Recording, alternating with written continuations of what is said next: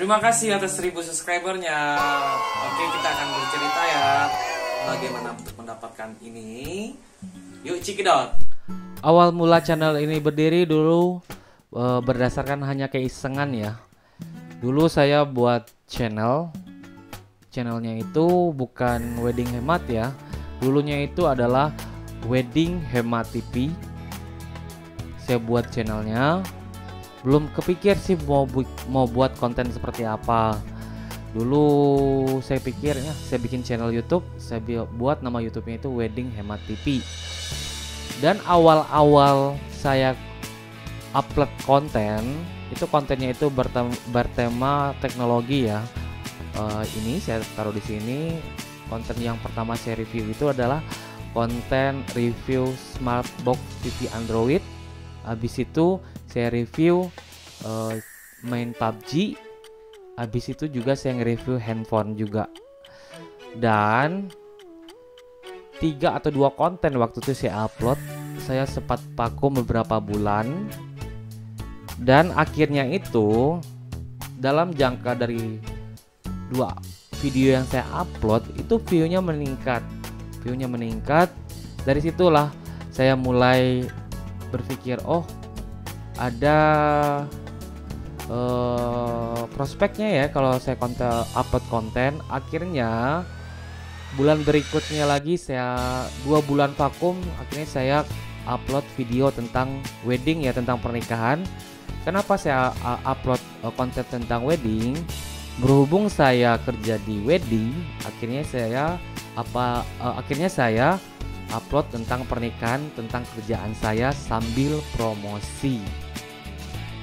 Dan pada 2 video konten gaming itu saya nge-recordnya menggunakan handphone Infinix S4 seperti ini nih, Infinix S4. Dan pada saat saya nge-record menggunakan konten wedding pernikahan, saya menggunakan Samsung Kazum. Jadi konten saya itu rata-rata dari 2 uploadan video gaming. Akhirnya selanjutnya saya menggunakan Samsung Kazum untuk konten selanjutnya. Samsung Kazum itu saya beli kurang lebih sekitar 1 jutaan. Jadi video yang ada di wedding hemat itu sampai kurang lebih akhir September itu saya upload menggunakan Samsung Kazum. Dan pada akhir September Samsung Kazum itu rusak. Dan bertepatan juga saya mencapai 1000 subscriber. Pada akhir September itu, September 2020 ya, mencapai 1000 subscriber, saya mengajukan monetisasi. Monetisasi itu kalau nggak salah hanya 1 kali 24 jam, akhirnya di-approve oleh pihak YouTube. Berapa lama saya menuju monetisasi atau 1000 subscriber? Itu kurang lebih 1 tahunan ya. Karena ini, jadi untuk menuju monetisasi kita harus mempunyai 4000 jam tayang dan 1000 subscriber. Pada saat saya dimonetisasi September 2020, jam tayang saya itu udah mencapai 6000, tapi subscriber baru 1000. Rata-rata ya orang-orang yang dimonetisasi, dia yang susah itu adalah mengejar jam tayang. Kalau saya sih jam tayang saya udah melebihi dulu, baru subscriber dulu. Dan akhir September saya dimonetisasi 2 hari sebelum Oktober ya, 1 kali 24 jam dimonetisasi. Pada saat itulah kita mulai perhitungan konten. Pada saat itulah kita mulai dihitung dolar ataupun iklan masuk di konten-kontennya. 1 bulan kurang lebih 2 bulanan. Syarat untuk pengajuan ini nih, Google AdSense ini, kita harus punya minimal 10 dolar di Google AdSense-nya. Baru kita akan di email ataupun pada saat kita buka Google AdSense itu kita diberitahu harus verifikasi PIN. Dan pada awal Desember 2020, kurang lebih tanggal 8 Desember, saya itu verifikasi PIN itu udah mencapai $10 ya. Saya verifikasi PIN-nya. Maaf, saya verifikasi, saya masukkan alamat email dan saya masukkan alamat lengkap sesuai alamat tempat tinggal ya. Kalau untuk pengiriman ini opsinya itu ada 2. Kita bisa kirim sesuai alamat tempat tinggal kita atau sesuai alamat KTP. Tidak harus wajib sesuai alamat KTP ya, karena alamat ini dikirim surat ini dikirim berdasarkan alamat yang kita terakan. Dan nanti kita akan juga mengirim, setelah diverifikasi alamatnya, kita akan mengirim foto KTP kita. Itu sekitar kurang lebih 1 hari atau 2 hari kita akan di email kembali bahwa verifikasi itu berhasil, dan di dashboard akun Google AdSense kita akan diberitahu pengiriman surat antara 2 sampai 3 mingguan. Itu saya pengajuan kurang lebih ke tanggal 8 Desember 2020, dan pada saat ini pada tanggal tanggal 5 Januari 2020, tepatnya itu 28 hari baru surat ini sampai. Surat Google AdSense ya. Surat ini isinya adalah PIN 6 digit yang fungsinya itu kalau kita buka dashboard Google AdSense untuk pencairan dana Google AdSense yang kita hasilkan dari iklan YouTube ya. Iklan YouTube-nya kita itu.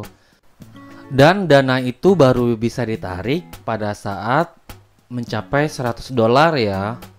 Walaupun kita udah dikasih PIN, nanti pencairannya itu baru bisa pada saat dolar kita mencapai $100. Apakah dengan dikasihnya ini kita jadi auto sultan? Jawabannya adalah tidak.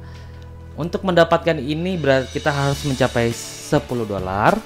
$10 kalau dikonversi 13.600, karena pihak YouTube itu konversi dolarnya dolar tetap kurang lebih sekitar 13.600, yaitu $10 dia 130.600 ya. Pada saat nyampe $100 berarti 1.360.000. Untuk ini saya mencapai $10 ini saya butuh waktu 2 bulan. Jadi kalau saya hitung-hitung, selama 2 bulan saya upload video itu untuk mengeluarkan biaya paket langganan saya sebulan aja tuh core ya. Jadi intinya, buatlah konten YouTube, rajin upload, dan rajin memberikan informasi yang informatif dan kreatif, dan jangan jadikan YouTube sebagai ladang penghasilan. Karena kalau kamu jadikan YouTube sebagai ladang penghasilan, tidak akan impas. Karena pada saat saya bikin konten ataupun buka YouTube, saya sudah modal ke handphone khusus buat nge-record itu Samsung Kajum udah 1 jutaan ya. Itu pada saat monetisasi sekarang saya baru 2 bulanan $10, kurang lebih pada saat saya bikin konten ini kurang lebih sekitar $15 atau 15 ribuan. Itu belum balik modal loh. Jadi intinya sih konsisten upload konten.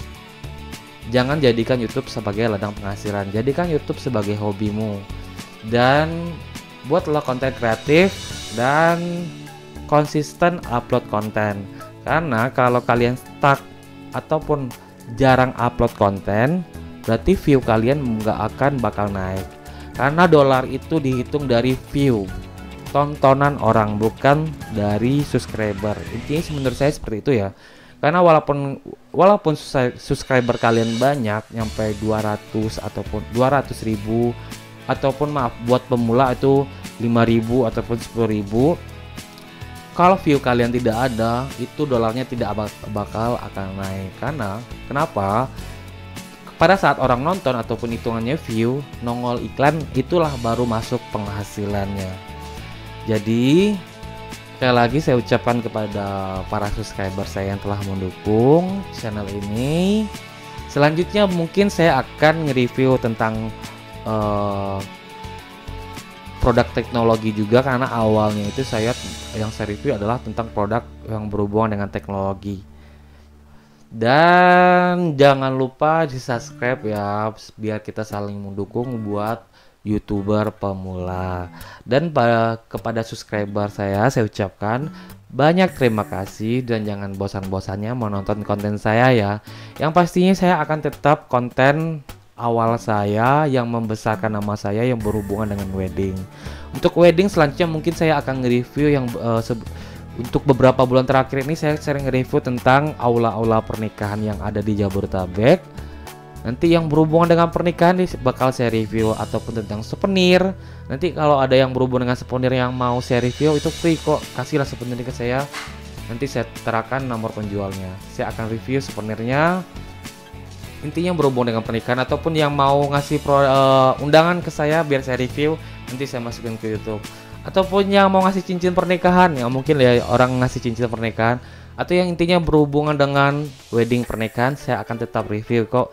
Dan saya sambil dengan review yang berhubungan dengan teknologi. Terima kasih banyak yang telah subscribe dari awal sampai akhir.